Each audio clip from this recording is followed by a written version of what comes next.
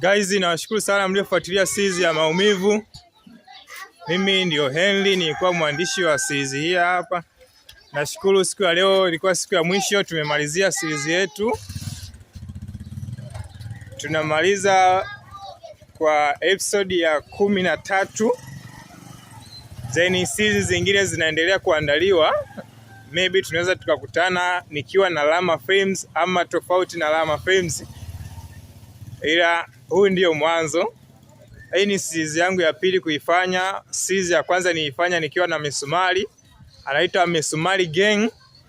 Filamu inaitwa Imani Finyu. Inahusiana na masuala ya mwezi wa Ramadhani, mwezi mtukufu wa Ramadhani. Hii hapa inahusiana na masuala ya maisha ya hali ya kawaida, mapenzi pamoja na changamoto mbalimbali za kimaisha. Ndio maana ikaitwa Maumivu. Ni movie ya drama, kwa hiyo ndani yake kuna maumivu kiasi, japokuwa nisizungumze sana, ila ninawashukuru sana mliofuatilia series hii hapa na series ya Imani Finyu. Endeleeni kunifuatilia. Mimi ni mwandishi, ni mwigizaji, ni msanii wa hip hop pia. Endelea kunifuatilia kupitia account yangu ya King Ras. Nawashukuru sana. Wasanii ndio hao.